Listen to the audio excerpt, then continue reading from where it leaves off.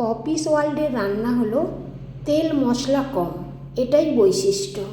তো কুমড়ো শাক রান্না করব মুসুর ডাল দিয়ে, একেবারে সামান্য তেল মশলা দিয়ে স্বাস্থ্যকরভাবে। নিয়েছি মুসুর ডাল, কয়েকটা চিংড়ি মাছ, গোটা শাক সবজিগুলো ধুয়ে নেব। দেব ঝিঙে, বেগুন, একটা আলু, একটু পেঁপে, সব সবজি গোটা ধুয়ে নিয়ে আমি জল ঝরিয়ে নিয়ে কাটবো। এই গোটা সবজি কেটে নিলে ধোয়ার পরে অনেকটাই পুষ্টিগুণ ঠিক থাকে, কিন্তু কাটার পরে ধুয়ে নিলে কিন্তু পুষ্টিগুণটা অনেকটাই বেরিয়ে যায় সবজির। তো আলুটা আমি খোসা ছাড়িয়ে নিলাম, কারণ আলুতে প্রচুর রং থাকে। ধনে, জিরে, আদা, কাঁচা লঙ্কা শিলনোড়ায় বেটে নিয়েছি। চিংড়ি মাছগুলো খোসা ছাড়িয়ে কেটে রেখেছিলাম, মশলাগুলো ওতেই নিয়ে নিলাম। কড়াইতে সামান্য তেল দিয়ে মেথি, জিরে ফোড়ন দিয়ে, ফোড়নের ভালো গন্ধ এলে কাঁচা পেঁয়াজ, কাঁচা লঙ্কা কুচানো দিয়ে দেবো। পেঁয়াজগুলো একটু নেড়ে চেড়ে সামান্য লবণ দেব, পেঁয়াজটা যাতে তাড়াতাড়ি নরম হয়ে যায়।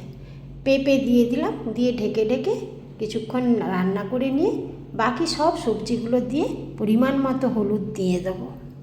এবার দেবো আমি ধনের গুঁড়ো। আমি কিন্তু এই সময়টাতেই ধনের গুঁড়ো ব্যবহার করি। ধনে জিরে একসাথে দিলে একরকম গন্ধ আসে, আর ধনের গুঁড়ো দিয়ে এই সময় ভালো করে মিশিয়ে রান্না করলে সেই সুগন্ধটা কিন্তু একটু অন্যরকম হয়। তা ধনের গন্ধটা আমি পুরোটা নেওয়ার জন্য এই সময় ধনের গুঁড়ো দিয়ে ঢেকে ঢেকে রান্না করি। এবার বেটে রাখা মশলা চিংড়ি মাছটা দিয়ে দিলাম, পরিমাণ মতো লবণ দিয়ে দেবো। যেহেতু সব সবজি দিয়ে দিয়েছি, শুধু শাকটা আর ডালটা বাকি রয়েছে। ভালো করে মিশিয়ে নেব। চিংড়ি মাছটা লাল হয়ে আসা পর্যন্ত রান্না করব। তারপরে কেটে রাখা শাক আর ভেজানো ডাল দিয়ে দেবো। আমি মুসুর ডালটা প্রথমেই ধুয়ে ভিজিয়ে রেখেছিলাম।